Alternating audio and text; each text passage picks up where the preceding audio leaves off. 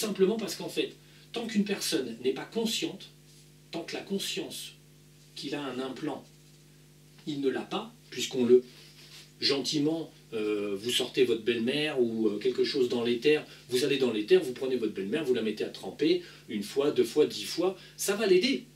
Ça va améliorer un petit peu son énergie à votre belle-mère, tout ça, ça va faire du bien. Mais, on va dire, ça ne résout pas les problèmes. Si on veut qu'une personne se nettoie de certains implants extrêmement profonds et présents, comme par exemple le guide, hein, comme j'avais dit, quand on désimplante, on appelle un guide. En général, on tombe sur un démon ou un démurgien quelconque. Ensuite, vous appelez votre ange gardien. Là, vous voyez parfois débarquer un couillon avec des ailes et tout. Donc, qui est toujours un démurgien. Et après, il restait une question en suspens, car en fait, chez certaines personnes, j'avais trouvé dans leur sphère, donc la personne était dans sa sphère, et dans la sphère, on appelait quelqu'un. Et dans la sphère, une personne pouvait arriver, pouf, la personne est dans sa sphère, là, pouf, pouf, dans sa sphère personnelle, dans l'éther, hop, et puis on appelle quelqu'un, puis il y a un petit gars qui arrive, sympa et tout, et qui est plutôt rendant service, puisque une fois j'ai sorti quelqu'un, on a demandé à ce qu'on pourrait appeler un aide à l'incarnation. On lui a demandé, c'est bon, on a vu tous les implants, et puis la personne a dit, non, non, là, dans le dos, il y a quelque chose. Donc, on pourrait dire, la personne avait l'air de bonne constitution, et nous a même aidé à trouver un implant dans le dos de la personne que je sortais. Bon, on en était resté là. C'était la seule trace, on va dire, d'un accompagnement à l'incarnation. Donc, on s'était dit, c'était bien, mais moi, il y avait un petit côté, ça me chiffonne. Et en fait, en général, quand ça me chiffonne, c'est pas pour rien. Comme le sujet n'avait pas été réabordé, je me suis dit, de toute façon, s'il y a quelque chose qui me chiffonne, ça reviendra. Et donc, dernièrement, en fait, en sortant une personne, qui est un canal qu'on utilise, on a fait une petite désimplantation de base, tout ci, tout ça, très bien, ça se passait bien.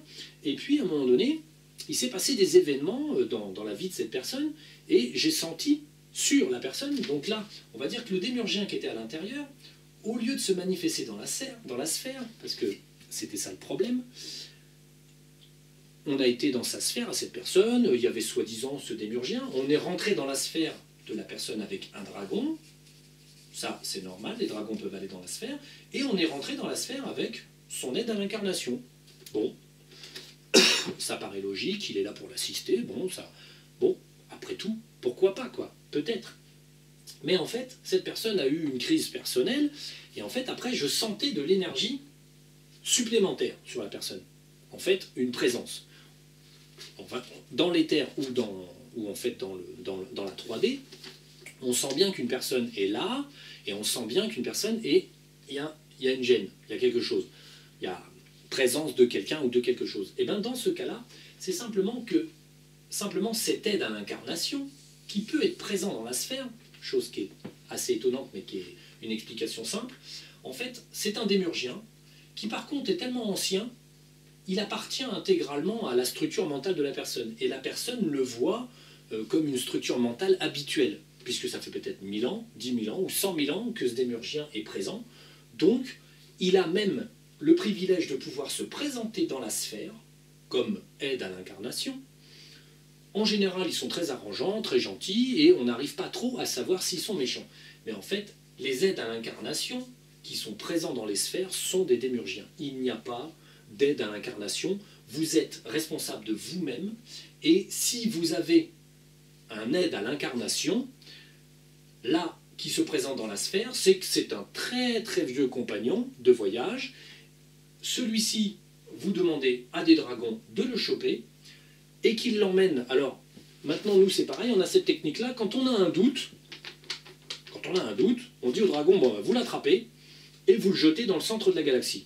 On va dire, si la personne qu'on jette tient au centre de la galaxie, c'est que c'est une entité positive. Si ce qu'on jette brûle dans un cri, c'est que c'était un démurgien. Donc, moi, comme je me doutais bien que ça sentait le démurgien, j'ai dit au dragon, bah, vous m'attrapez lui, là, et vous me le montez au centre de la galaxie, on va voir s'il supporte la lumière, quoi. La vraie lumière. Eh ben, il a cramé, en fait. Donc, le problème étant que donc... Et ensuite, j'ai été voir une autre personne que j'avais sortie qui avait une aide à l'incarnation, et donc, qui avait été sympa avec le coup de l'implant, là, dans le dos. on l'a attrapé avec les dragons, on l'a monté au centre de la galaxie et psh, il a cramé aussi. Donc les aides à l'incarnation qu'on avait trouvées et qui étaient potentiellement gentils n'en sont pas, ce sont simplement des démurgiens qui sont tellement vieux que vous les percevez comme des amis, mais vraiment même des amis qui rentrent dans la sphère, ce qui est en fait signe qu'ils sont là depuis un temps, mais vraiment très très important. Donc ne vous trompez pas, la seule solution, même si vous ne pouvez pas monter au centre de la galaxie, sachez que tous les dragons de toutes les couleurs le peuvent. Donc si votre dragon il est bleu, et vous lui demandez d'appeler par exemple 10 dragons bleus, et si il n'en a pas assez, il appelle des copains, il appelle des dragons blancs, des dragons dorés, des dragons cristal, peu importe, ils attrapent la personne qui est le soi-disant aide à l'incarnation, et ils le jettent au centre de la galaxie. Ils l'accompagnent, pouf, ils le mettent dans le centre de la galaxie. Si ça tient, ça tient. Donc c'est une personne de bonne qualité. Jusqu'à maintenant, nous on en a cramé 2 quand même, puisque c'est assez récent comme connaissance. Et donc, bon, les aides à l'incarnation semblent ne pas du tout exister en fait. Pareil pour n'importe quel autre sujet, si vous tombez sur une bébête dans votre propriété, ou une bébête quelque part, et que vous avez un doute, quoi qu'il arrive, vous ne ferez jamais de mal à la bébête en la prenant et en l'emmenant au centre de la galaxie. Si cette bébête est positive, elle va pouvoir se déplacer tranquillement dans le centre de la galaxie et vivre sa vie tranquillement. Si par contre cette bébête est négative, vous demandez à des dragons de la monter, et puis ça fera un grand pchit, et puis c'est tout, quoi. Donc le principe est là. Si vous avez un doute sur quoi que ce soit, ne soyez jamais prompt à vous dire que vous avez un ami dans l'éther, ça sent le démurgien à plein nez. Donc l'intérêt, c'est surtout de faire en sorte que si vous avez des doutes, vous demandez à des dragons, même si vous ne pouvez pas aller au centre de la galaxie, parce que c'est pas quand même donné à tout le monde, si vous avez des doutes, vous envoyez vos dragons, gentiment amener la personne, vous pouvez peut-être en avoir un aperçu.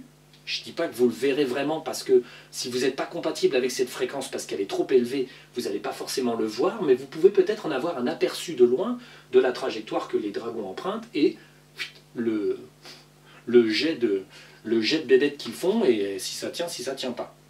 Donc vous avez quand même la solution de pouvoir vous en débarrasser, même si vous n'avez pas la possibilité vous-même de vous déplacer dans des sphères trop énergétiques. C'est quand même faisable au tous les jours. Si vous avez un souci, vous appelez un dragon, il prélève, il met dans un petit sac, ou en général nous on utilise des sacs. On enferme la bébête dans un sac, surtout parce que parfois il s'agit de ce qu'on appelle des énergivores. Donc les énergivores, ce sont des démurgiens qui boulottent de l'énergie. Donc si vous leur envoyez, on va dire, des boules d'énergie, il les gobe, il les boulotte. Donc en cas de pépin, le mieux, s'il semble être un boulotteur d'énergie, c'est de le demander au dragon de le couper en morceaux, de le séparer en fait, de le mettre dans un petit sac, et ensuite monter les petits sacs au centre de la galaxie. Parce que certains démurgiens pourraient presque supporter le fait de monter, puisqu'ils sont boulotteurs. En fait, donc plus ils montent, plus ils mangent d'énergie. Donc comme on ne veut pas filer d'énergie, on va dire aux démurges, on les casse, on les coupe en deux ou on les arrache en deux, et ensuite on les monte. Comme ça, ça supprime leur fonction de mangeur d'énergie. Donc voilà. Ça va être un petit peu tout. Voilà.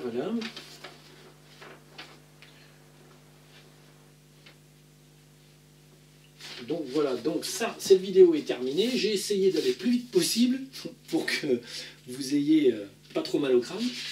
Donc je vais stopper celle-ci pour faire la petite vidéo courte sur le principe des échanges d'informations et du côté site internet. Voilà, je vais la couper là. En gros, on a tout abordé. Ça reste que de l'information. Hein. Après, il y a des choses que vous pourrez vérifier vous-même en y allant. Après, il y a des choses que vous ne pouvez pas vérifier parce qu'il y a un problème d'énergie. Nous, on se déplace à des niveaux d'énergie qui sont très élevés. Ce n'est pas forcément tout le monde, mais ceci dit, il ne faut pas faire de complexe. Ce que vous ne pouvez pas faire vous-même, vous pouvez toujours demander à des dragons de le faire pour vous.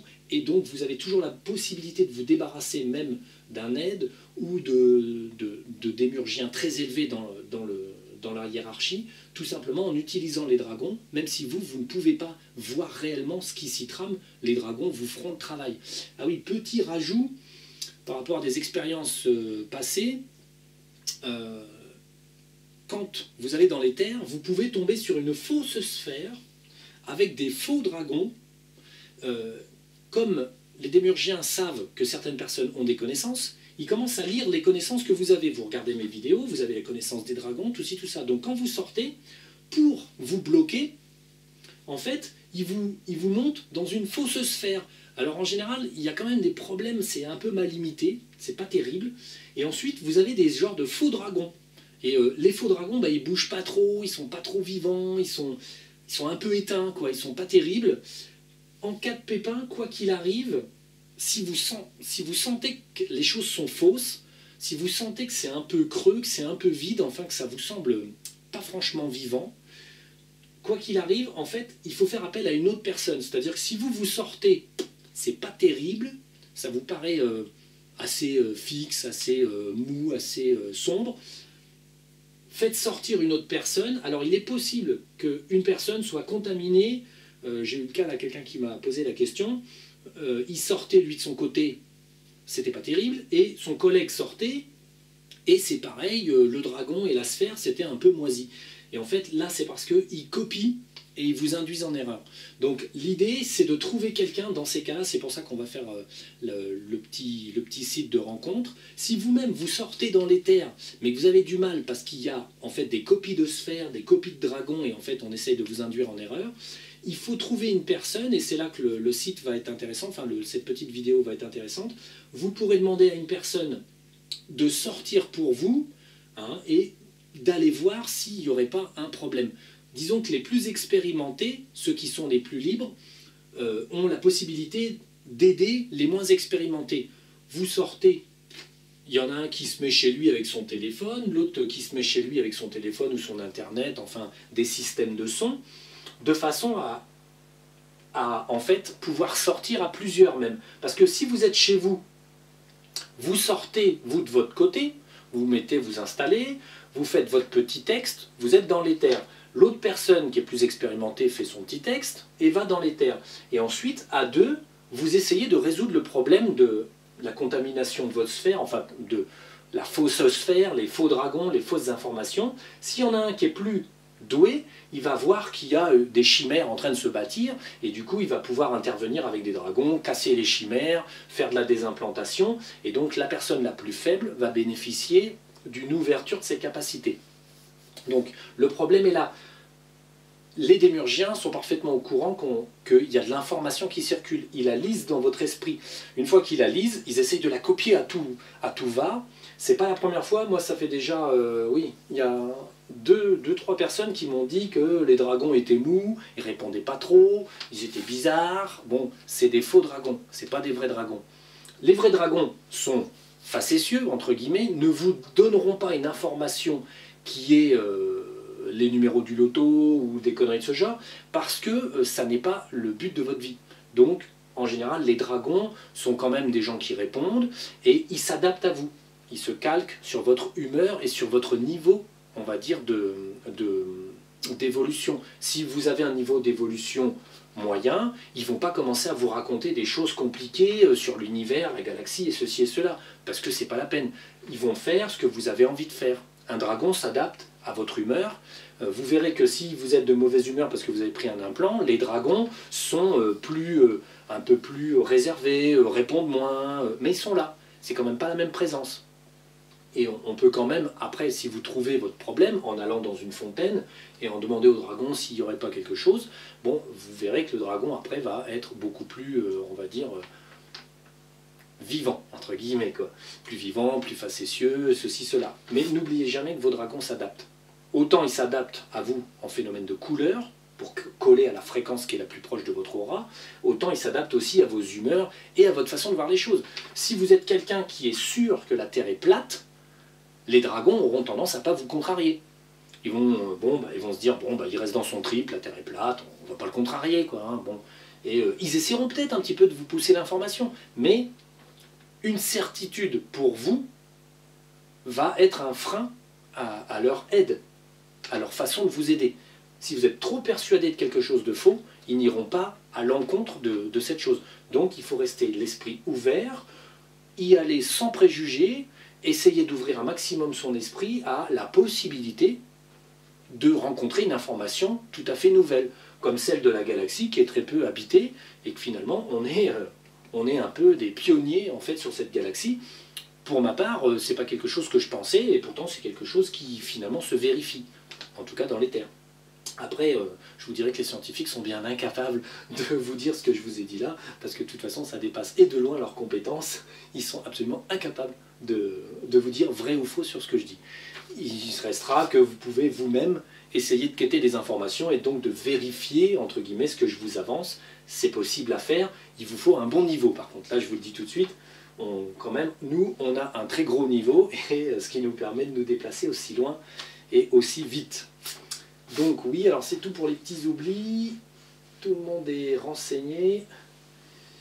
Ouais, c'est tout. Donc je vais vous couper cette vidéo-là. On va juste faire la petite vidéo de présentation pour que vous puissiez vous rencontrer, vous, les uns les autres. Voilà, voilà.